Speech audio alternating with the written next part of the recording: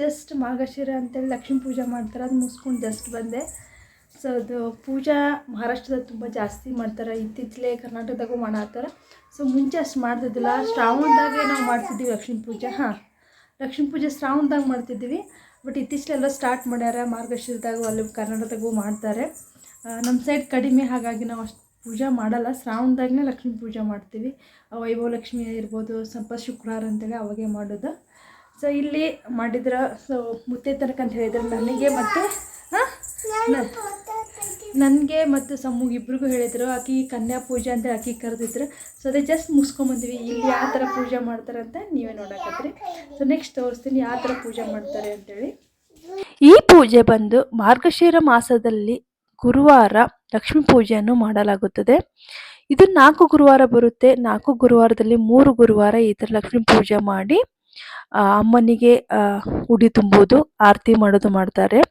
4ನೇ ಗುರುವಾರ ಬಂದು ಮುತ್ತೈದೆತನಕ್ಕಂತ ಹೇಳ್ತಾರೆ. ಮುತ್ತೈದೆ ಇರ್ಬೋದು ಅಥವಾ ಸುವಾಸಿನಿಯರು ಅಂತಲೂ ಅಂತಾರೆ. ಮತ್ತು ಕನ್ಯಾ ಪೂಜೆನೂ ಮಾಡ್ತಾರೆ, ಅಂದರೆ ಕುಮಾರಿಯವರಿಗೂ ಪೂಜೆ ಮಾಡ್ತಾರೆ. ಈ ಪೂಜೆ ಮಹತ್ವ ಏನಂದರೆ ಲಕ್ಷ್ಮೀ ಪೂಜೆ ಮಾಡಿದರೆ ತುಂಬ ಒಳ್ಳೆಯದಾಗುತ್ತೆ, ಮನೆಯಲ್ಲಿ ಸಮೃದ್ಧಿ ಇರುತ್ತೆ ಅಂತೇಳಿ ಈ ಥರ ಪೂಜೆ ಮಾಡ್ತಾರೆ. ಅಲ್ಲಿ ನಮ್ಮ ಕರ್ನಾಟಕದಲ್ಲಿ ಶ್ರಾವಣದಲ್ಲಿ ಮಾಡ್ತಾರೆ. ಇಲ್ಲಿ ಮಾರ್ಗಶಿರ ಮಾಸದಲ್ಲಿ ಗುರುವಾರದಂದು ಲಕ್ಷ್ಮೀ ಪೂಜೆ ಮಾಡಲಾಗುತ್ತದೆ. ಈ ಪೂಜೆ ಗುರುವಾರ ದಿನ 4ನೇ ಗುರುವಾರ ದಿನ ಪೂಜೆ ಮುಗಿಸಿ ಮುತ್ತೈದೆಯರಿಗೆ ಊಟಕ್ಕೆ ಬನ್ನಿ ಅಂತ ಹೇಳಲಾಗುತ್ತದೆ. ಅಲ್ಲಿ ಅವ್ರಿಗೆ ಕರೆದ ಮೇಲೆ ಅವರಿಗೆ ಪಾದ ಪೂಜೆ ಮಾಡಿ ಉಡಿ ತುಂಬ್ತಾರೆ. ಅದರಲ್ಲಿ ಒಂದು ಬ್ಲೌಸ್ ಪೀಸು ಮತ್ತು ಲಕ್ಷ್ಮೀ ಪೂಜೆ ಮಾಡುವ ವ್ರತದ ಒಂದು ಬುಕ್ಕ ಇರುತ್ತೆ, ಮತ್ತು ಬಾಳೆಹಣ್ಣು, ಎಲೆ ಇದನ್ನೆಲ್ಲ ಕೊಟ್ಟು ಅರಿಶಿನ ಕುಂಕುಮ ಹಚ್ಚಿ ಆರತಿ ಮಾಡಲಾಗುತ್ತೆ. ಅದೇ ರೀತಿ ಕನ್ಯಾ ಪೂಜೆನೂ ಇದೇ ಥರ ಮಾಡ್ತಾರೆ. ಅವರಿಗೆ ನೀರಿನಿಂದ ಪಾದ ತೊಳೆದು ಮತ್ತು ಅರಿಶಿನ ಕುಂಕುಮ ಹಚ್ಚಿ ಮತ್ತು ಅದು ಮುಂಗಾಲಿನ ಮೇಲೆ ಶ್ರೀಕಂಠ ಚಿತ್ರ ಬಿಡಿಸಿ ನಮಸ್ಕಾರ ಮಾಡಿ, ಸೇಮ್ ಆ್ಯಸ್ ಯೂಸ್ವಲ್ ನಾವು ಹೇಗೆ ಮುತ್ತೈದೆಯರಿಗೆ ಕೊಡ್ತಾರಲ್ಲ ಅದೇ ಥರ ಬ್ಲೌಸ್ ಪೀಸು, ಪುಕ್ಕ, ಹಣ್ಣು, ಕಾಯಿ, ಎಲೆ, ಹೂವು, ಅಡಿಕೆ ಇದೆಲ್ಲ ಕೊಟ್ಟು ನಮಸ್ಕಾರ ಮಾಡಿ ಅವರಿಗೆ ಊಟ ಮಾಡಿಸ್ತಾರೆ.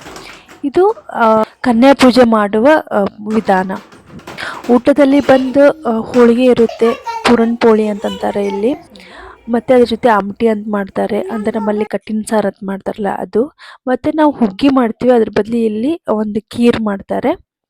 ಮತ್ತು ಪಾಪಡಿ, ಬಜ್ಜಿ, ನಮಗೇನು ಬೇಕು ಆ ಥರ ಪಲ್ಯ, ಅದು ನಮ್ಮ ಒಂದೊಂದು ಮನೆಯಲ್ಲಿ ಒಂದೊಂದು ಥರ ಮಾಡ್ಕೋತಾ ಹೋಗ್ತಾರೆ. ಬಟ್ ಪ್ರಸಾದ ಅಂತೇಳಿ ಹೋಳಿಗೆ ಮತ್ತು ಖೀರ್ ಮಾಡಲಾಗುತ್ತೆ. ಈ ಥರ ಪ್ರಸಾದ ಮಾಡಿ ಊಟ ಬಡಿಸ್ತಾರೆ ನಮಗೆ. ಒಟ್ಟು 11 ಬುಕ್ಕ ತಂದಿರ್ತಾರೆ, ಅದರೊಳಗೆ 5 ಬುಕ್ಕ ಈ ಥರ ನಮಗೆ ಊಟ ಮಾಡ್ತಿರ್ತಾರಲ್ಲ, ಅಂದರೆ ಮುತ್ತೈದೆಯರಿಗೆ ಮತ್ತು ಕನ್ಯೆಗಳಿಗೆ ಕೊಡ್ತಾರೆ. ಮತ್ತು ಉಳಿದ 6 ಬುಕ್ಕಗಳನ್ನು ಸಾಯಂಕಾಲ ನಮ್ಮ ನೇಬರ್ಸ್ ಇರ್ಬೋದು ಅಥವಾ ಪರಿಚಯದವರಿಗೆ ಅರ್ಶಿನ ಕುಂಕುಮಕ್ಕೆ ಬನ್ನಿ ಅಂತ ಕರೆದು ಆ 6 ಬುಕ್ಕಗಳನ್ನು ಕೊಡ್ತಾರೆ. ಒಟ್ಟು 11 ಬುಕ್ಕ ಅವರು ಕೊಡ್ತಾರೆ. ಆ ಬುಕ್ಕವನ್ನು ನಾವು ತಗೊಂಡೋಗಿ ನಮ್ಮ ಮನೆಯಲ್ಲಿ ನಾವು ಆ ಥರ ವ್ರತವನ್ನು ಮಾಡ್ಬೋದು. ಅದು ನಮ್ಗೆ ಇಷ್ಟ, ಬಟ್ ಮಾಡಿದಷ್ಟು ಒಳ್ಳೆಯದು ಅಂತಾರೆ. ಇದು ಒಬ್ಬರಿಂದ ಒಬ್ಬರಿಗೆ ಹರಡ್ಕೋತಾ ಹೀಗೆ ಒಬ್ಬರಿಂದ ಒಬ್ಬರು ಪೂಜೆ ಮಾಡ್ರಿ ಅಂತ ಮಾಡಿಸುವ ವ್ರತ. ಇದು ಒಳ್ಳೇದಾಗುತ್ತೆ ಅಂತೆ ನಂಬಿಕೆಯಿಂದ ಮಾಡ್ಕೋತಾ ಬಂದಾರ ಮೊದಲಿಂದನು. ಸೊ ನಮ್ಮ ಮನಸ್ಸಿನಲ್ಲಿರಬೇಕು, ಒಳ್ಳೆ ಮನಸ್ಸು ಇದ್ದರೆ ಏನು ಬೇಕಾದ್ರೂ ಮಾಡ್ಬೋದು. ಪೂಜೆ ಮಾಡೋದು ಬಿಡೋದು ಎರಡನೇ ಮಾತು. ನಮ್ಮ ಮನಸ್ಸು ಶುದ್ಧವಾಗಿರಬೇಕು. ಒಳ್ಳೆ ಮನಸ್ಸಿನಿಂದ ಯಾವುದೇ ಥರ ಸಿಂಪಲ್ ಆಗಿ ನಾವು ಮನೆಯೊಳಗೆ ಪೂಜೆ ಮಾಡಿದ್ರು ಅದು ದೇವರಿಗೆ ಮುಟ್ಟುತ್ತೆ. ಹಾಗಾಗಿ ವ್ರತನೇ ಮಾಡ್ಬೇಕಂತೇನೇ ಇಲ್ಲ, ವ್ರತ ಮಾಡೋದು ನಮ್ಮ ಮನಸ್ಸಿಗೆ ಖುಷಿ ಕೊಡಲಿ ಅಂತೇಳಿ. ಹಾಗಾಗಿ ನಾವು ಸಿಂಪಲ್ ಆಗಿರಲಿ, ಗ್ರ್ಯಾಂಡ್ ಆಗಿರಲಿ ಪೂಜೆ ಮಾಡೋದು ನಮ್ಮ ಮನೆಗೆ ಬಿಟ್ಟಿದ್ದು. ಆದರೆ ಅದನ್ನು ನಾವು ಎಷ್ಟು ರೀತಿಯಿಂದ, ಯಾವ ರೀತಿಯಿಂದ ನಾವು ಮನಸಾರೆ ಮಾಡ್ತೀವಿ. ಮತ್ತು ಪೂಜೆ ಒಂದೇ ಮುಖ್ಯ ಅಲ್ಲ, ಅದರಿಂದ ನಾವು ಒಂದು ಪಾಸಿಟಿವ್ ವೈಬ್ಸನ್ನು ಮನೆಯೊಳಗೆ ನಾವು ಬಿಡಬೇಕಾಗುತ್ತೆ. ಆದಷ್ಟು ನಮ್ಮ ಕಡೆಯಿಂದ ಎಲ್ಲರಿಗೂ ಒಳ್ಳೇದಾಗಲಿ ಅಂತೇಳಿ ನಾವು ಬೇಡ್ಕೊಳ್ಳೋಣ.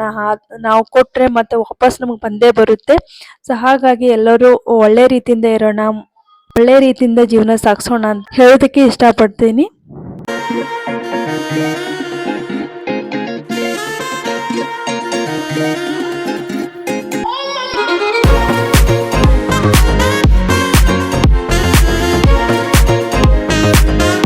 ನಿಮಗೆ ಈ ವಿಡಿಯೋ ಇಷ್ಟ ಆಗೈತೆ ಅಂತ ಅನ್ಕೋತೀನಿ. ಇಷ್ಟ ಆದರೆ ಪ್ಲೀಸ್ ಲೈಕ್ ಮಾಡಿ, ಸಬ್ಸ್ಕ್ರೈಬ್ ಮಾಡಿ, ಹೀಗೆ ಸಪೋರ್ಟ್ ಮಾಡ್ತಾ ಇರಿ. ಮತ್ತು ನಿಮಗೆ ನೆಕ್ಸ್ಟ್ ವಿಡಿಯೋದಲ್ಲಿ ಸಿಗ್ತೀನಿ. ಬಾಯ್.